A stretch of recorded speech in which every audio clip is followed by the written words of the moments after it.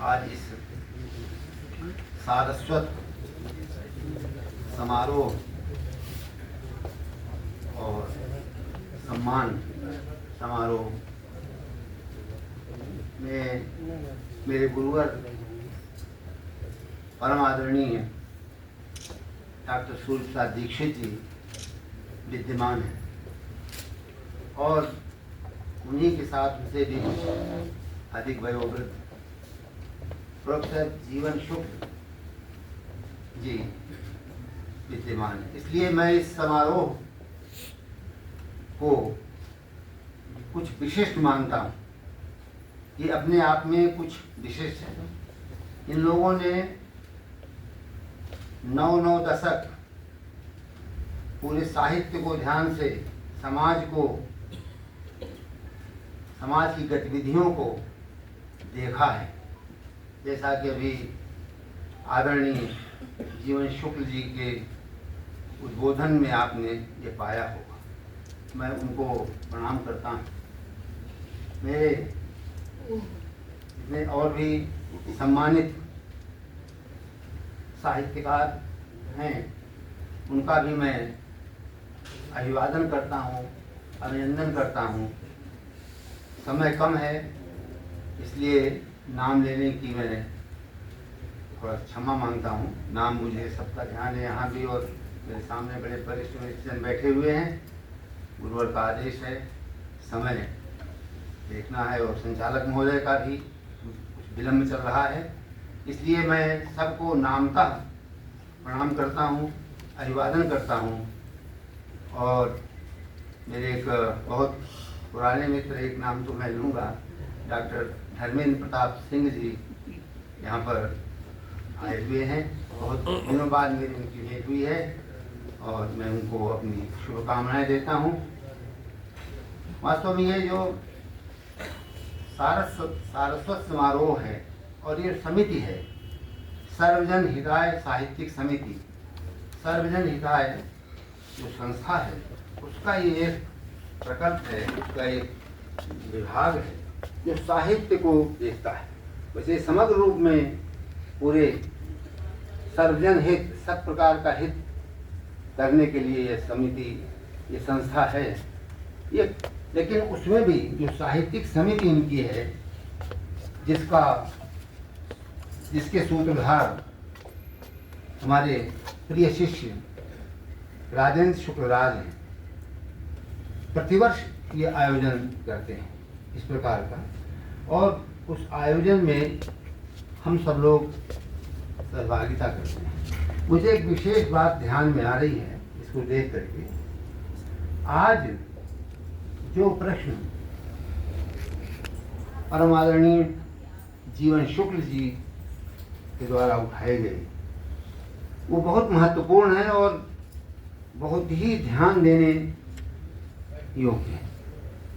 उन पर हमारा ध्यान अवश्य जाना चाहिए, क्योंकि उनकी कही हुई बात विशेष अर्थ रखती है। पूरे परिप्रेक्ष्य को देख करके उन्होंने कहा है और उन्होंने प्रश्न उठाया। उसी तरह के प्रश्न माननीय राष्ट्रीय अंतर्राष्ट्रीय ख्याति लब्ध शिव और अंबर जी ने भी कुछ प्रश्न उठाए हैं। ये बहुत महत्वपूर्ण है। ये सभा, ये समारोह से ये सभा बन गई है, विचारणीय सभा भी हो गई है। दोनों पक्ष इसके आ गए हैं।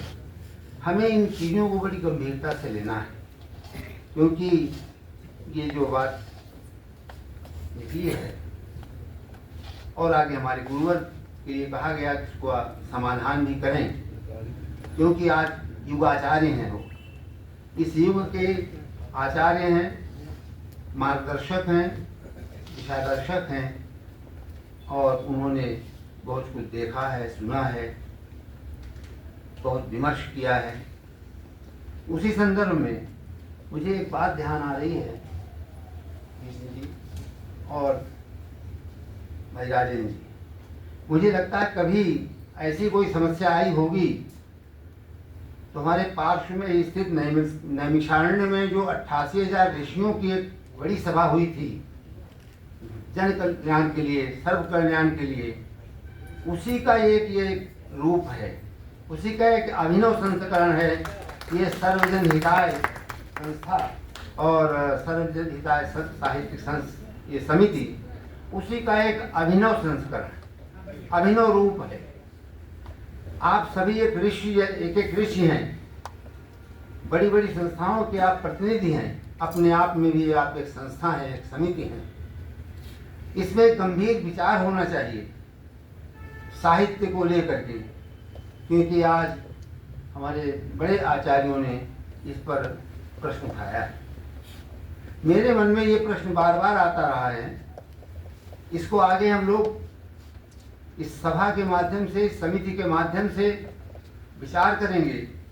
आवश्यकता पड़ेगी तो मैं राजेंद्र शुक्लराज से ये अनुरोध करूंगा कि समारोह के अतिरिक्त आप इस तरह का कोई आयोजन कर लें, समिति बुला लें, इसमें इन पर ही विचार हो जो समस्याएं आज आई हैं, क्योंकि ऐसी ही संस्थाएं सक्षम हैं इस प्रकार की समस्याओं को समझने के लिए, समझाने के लिए और उनको हल करने के लिए। ये बड़ी आवश्यक बात है। सभी संस्थाएं अपनी अपनी प्रकृति होती है, लेकिन इस संस्था की ये प्रकृति है। जैसे अभी प्रश्न उठाया गया कि साहित्य को अलग अलग थीमों में क्यों बांटा गया। एक धारा जैसे गीत, कविता, गजल, ये सबके अलग अलग नाम दिए गए, उनका क्या औचित्य है। इसी तरह से जो साहित्य है वो अखंड होता है, ज्ञान अखंड होता है। अपनी हम उसको सरलता से, सहजता से समझने के लिए उसका विभाजन करते हैं, लेकिन वो विभाजन औचित्यपूर्ण भी होना चाहिए। जैसे भी बात उठी विमर्श की, चाहे वो दलित विमर्श रहा हो, चाहे स्त्री विमर्श रहा हो, चाहे अभी जैसे हमारे भीष्म जी किन्नर विमर्श चला रहे हैं। इन विमर्शों की एक तरह से ये शताब्दी का जो अंतिम वर्ष है, ये विमर्शों का युग रहा है। विमर्शों की विशेष चर्चा हुई है और होनी भी चाहिए, कि साहित्य का ये कार्य है। जैसे कि अभी आपने शिव अम्बर जी को देखा कि कितना सूक्ष्म निरीक्षण उनका, कहाँ कहाँ कभी क्या देखता है, उसके विषय में क्या सोचता है, फिर उसको किस रूप में प्रस्तुत करता है कि वो जनता सहज रूप में समझ सके, जनता उसके प्रति जागरूक हो सके। मैंने जन जागरण और जन चेतना दोनों के प्रति कवि का दायित्व बनता है। और कवि या साहित्यकार अगर ये नहीं कर पाता तो साहित्य की सार्थकता के प्रति प्रश्न उठने लगता है कि साहित्य में हित भी सम्मिलित हैं। तो आज जो ये प्रश्न उठे हैं, इस तरह के प्रश्न और भी हैं कि हमारा ये जो आधुनिक काल चल रहा है साहित्य में, अगर हम हिंदी साहित्य को लेते हैं, मैं दो प्रश्न उठाऊंगा, ज़्यादा विस्तार नहीं करूंगा। एक तो ये है कि इस काल में भारतेंदु से लेकर के अब तक ये सब आधुनिक काल चल रहा है, इसमें बहुत से युग बने हुए हैं। अन्य उन युगों के माध्यम से हमने अध्ययन किया है। नई कविता, समकालीन कविता तक आते हैं। उसके बाद कोई विभाजन या कोई ऐसा नाम नहीं आता है जिससे हम कह सकें कि समकालीन कविता के बाद या समकालीन साहित्य के बाद अब कौन सा अभिधान है। साहित्य को हम किस अभिधान से कह सकते हैं, इस समय बात तो मन में आनी चाहिए। वही अब प्रयोगवाद के बाद तक तो ठीक है, नई कविता के बाद समकालीन कविता आ गई, लेकिन अब इसके बाद समकालीन को भी बहुत समय हो गया है, उसके बाद भी कोई इसका नामकरण आना चाहिए। ये बहुत छोटी समस्या। बड़ी समस्या ये है जिसका कुछ संकेत मुझे शिव अम्बर जी की जो अभिव्यक्ति थी उससे मिला, और वो मेरे ख्याल से आप सब भी उससे सहमत होंगे कि हम हिंदी को, जैसा आज की हिंदी की स्थिति है, हिंदी भाषी जन अधिक हैं, हिंदी भाषी प्रांत अधिक हैं, हिंदी का राष्ट्रीय और अंतर्राष्ट्रीय स्तर पर प्रचार हो रहा है, ये सब कुछ सही है, लेकिन हिंदी भाषा और साहित्य, इन दोनों की रक्षा जिससे होती है वो लिपि है। हिंदी जिस लिपि में लिखी जाती है उस पर आसन्न संकट, महासंकट है, आसन्न एकदम विद्यमान है। अब देवनागरी लिपि में हमारी युवा पीढ़ी जो तकनीक के पीछे चल रही है, तकनीक को महत्व दे रही है, देवनागरी भूल चुकी है। उसको सब कुछ रोमन में लिखना है। कहीं ये कोई साजिश तो नहीं है? जिस भाषा की लिपि समाप्त हो जाती है वो भाषा अपने आप समाप्त हो जाती है। कितनी भाषाएं समाप्त हो गई लिपि के न होने के कारण या लिपि के समाप्त हो जाने के कारण। तो ये जो हिंदी इतना इसका विशाल क्षेत्र है, जो संस्कृत के रिक्त को भी लेकर चल रही है लिपि के कारण, ये भारतीय भाषाएं, जो अन्य भारतीय भाषाएं, वो हिंदी के रिक्त को यानी कि उसकी विरासत को उतना नहीं अपना पाई जितना संस्कृत अपना पाई है या मराठी अपना पाई है, वो लिपि होने के कारण। क्योंकि लिपि में सारी चीज़ें उनको सहज रूप में मिल गई। अन्य जो भारतीय भाषाएं हैं सब भारतीय भाषाएं, लेकिन वो संस्कृत के वैदिक वाङ्मय की या जो परंपरा है उसको उस रूप में नहीं ला पाई हैं, क्योंकि उनकी लिपियाँ भिन्न हैं। तो आज एक समस्या बड़ी ये है कि लिपि, अगर देवनागरी लिपि को हम नहीं बचाएंगे तो हमारी हिंदी कैसे बचेगी, ये चिंतन का विषय है और गंभीर विषय है। क्योंकि हम अभी जो समस्या आई कि पहले हिंदी माध्यम से अध्यापन होता था, अध्ययन होता था, एक विषय अंग्रेजी पढ़ते थे हम लोग सब। वैसे तो आप सब लोग पढ़े होंगे, थोड़े लोग जो इंग्लिश माध्यम से पढ़े हों, मेरे ख्याल से कोई नहीं पढ़ा होगा। और अब उल्टा हो गया कि अब विषय एक हिंदी रहता है और सारा माध्यम अंग्रेजी रहता है। तो अगर हमारी लिपि नहीं बचेगी, इसमें कैसे लिपि बचेगी? हमारा विद्यार्थी, हमारे बच्चे कुछ अपना वर्णमाला भी नहीं जानते, हिंदी की गिनती भी नहीं जानते, उनको अंग्रेजी के शब्द, हिंदी के शब्दों को अंग्रेजी में अनुदित करके बताना पड़ता है। और ये दशा आ गई है। अन्य भाषाओं में नहीं है, वो बंगला वाले बंगला जानते हैं और अन्य भाषा तमिल, तेलुगु सब जानते हैं। ये जो स्थिति आ रही है वो हिंदी के साथ आ रही है। तो अगर हम आप जागरूक नहीं होंगे तो ये बहुत बड़ा संकट आ रहा है। इसको हमें पहले, जैसे कि नैमिषारण्य के 88,000 ऋषियों ने कलयुग को आते हुए देख करके विचार किया था और उन्होंने बड़ी सभा करके कुछ निर्णय लिए थे। तो आप जैसे मनीषी लोग जहाँ हों, आचार्य गुरुवर प्रोफेसर दीक्षित जैसे मार्गदर्शक, सदर्शक जहाँ हों, जीवन शुक्ल जी जैसे